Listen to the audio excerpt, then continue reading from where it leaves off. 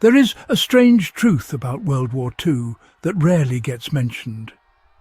While the war introduced some of the earliest synthetic materials and laid the groundwork for modern plastics, many frontline soldiers survived not because of new inventions, but because of older, almost forgotten waterproofing methods that turned basic fabric into weatherproof gear capable of resisting rain, mud and snow better than early plastics ever could.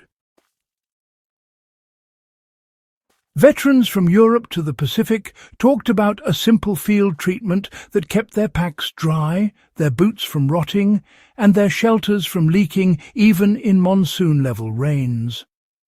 It wasn't glamorous, it wasn't officially standardized, and you won't find it labeled in museum displays. But for the soldiers who learned and used it, this secret surpassed plastic in durability, reliability, and long-term practicality. Stay with this for the next minute, because this is one of those pieces of wartime ingenuity that deserves far more recognition than it gets. It's the kind of method that outdoorsmen still use today when synthetics fail. And by the end, you'll know how it worked, why it mattered, and how you can replicate the exact technique with materials still widely available. How soldiers created a waterproof seal stronger than early synthetic coatings. Before plastics like PVC or polyurethane were common, fabrics in World War II were vulnerable to moisture. Backpacks, ponchos and tent halves soaked through within hours of rain. Leather boots absorbed water and dried into stiff, cracking shells. Early plasticized coatings often peeled, tore or degraded in heat, leaving soldiers worse off than before. The solution came from a field adaptation of a centuries-old mixture used by sailors, hunters and explorers long before modern waterproofing existed. Troops heated natural oils with resin to create a thick, penetrating waterproof compound. When brushed or rubbed onto fabric or leather, the mixture seeped into the fibres, hardened slightly as it cooled, and formed a hydrophobic barrier that beads water so effectively that items treated this way can stay dry even during full submersion. This compound, a blend of linseed oil and pine resin, became the quiet workhorse of countless units. Why did this mixture, you might wonder, surpass those early plastic coatings in performance? Well, the superiority of the oil and resin formula really came down to three things: flexibility, breathability, and longevity.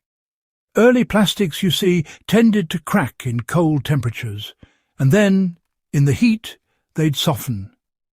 Once they cracked, water would infiltrate instantly and spread beneath the surface, peeling the coating away, just like bark after a storm.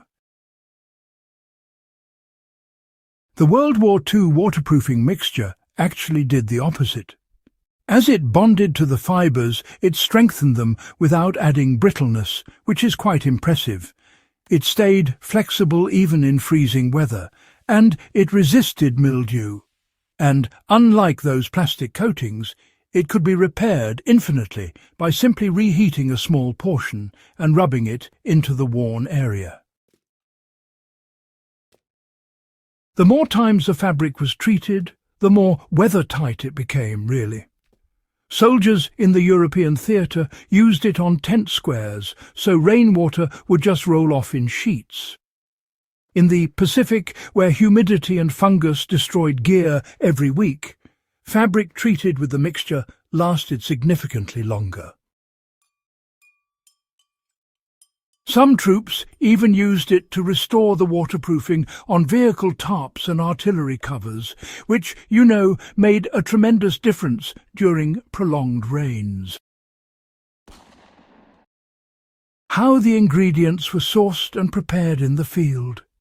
Linseed oil came from military supply depots because it was already issued for protecting wooden tool handles and rifle stocks.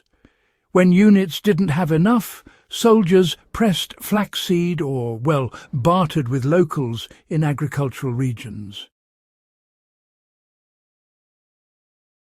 Pine resin was even easier.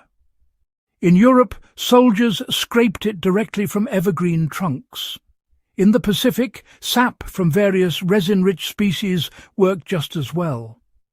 The resin was chipped into pieces and melted down in mess tins or old cans placed near a fire. When mixed and heated slowly, the linseed oil and resin blended into a thick golden fluid with a sticky consistency. Some soldiers added beeswax for extra hardness, but the original blend worked well on its own.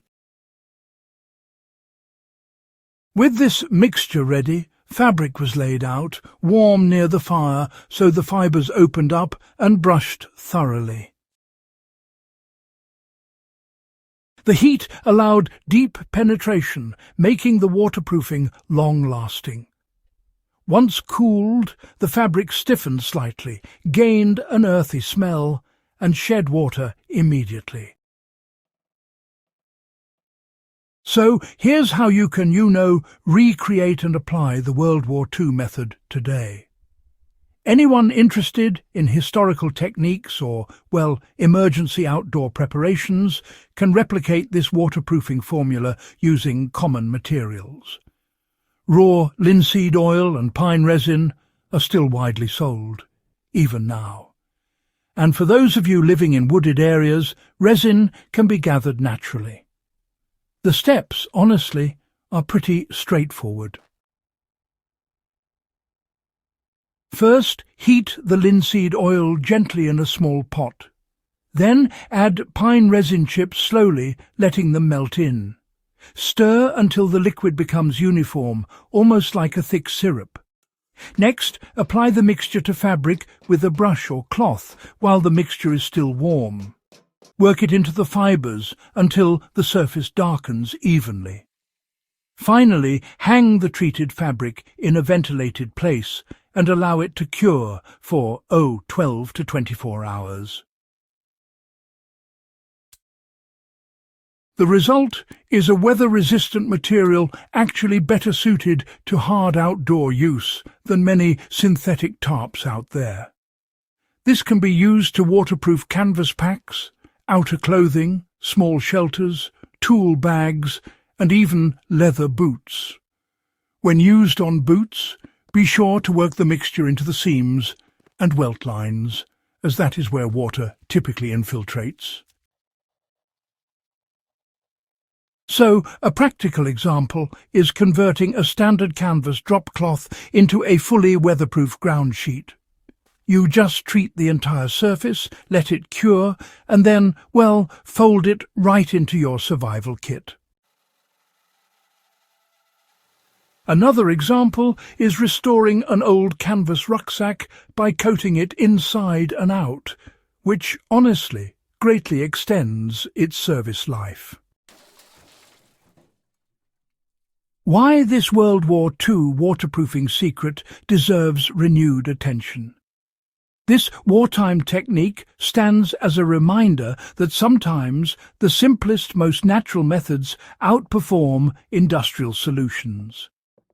Soldiers from every front relied on it because it worked in brutal conditions where plastic coatings cracked, peeled, or dissolved. Even today, hunters and bushcrafters prefer this traditional mixture over manufactured sprays because, it lasts longer, smells better, and holds up to fire sparks and abrasion far more reliably. For history lovers, this method captures the spirit of field ingenuity that defined the soldiers' day-to-day survival. For survivalists, it offers a proven waterproofing method adaptable to nearly any environment. If guides like this help you explore forgotten skills that still work today, make sure you subscribe to In the Beginning and share this breakdown with fellow enthusiasts who appreciate practical history brought back to life.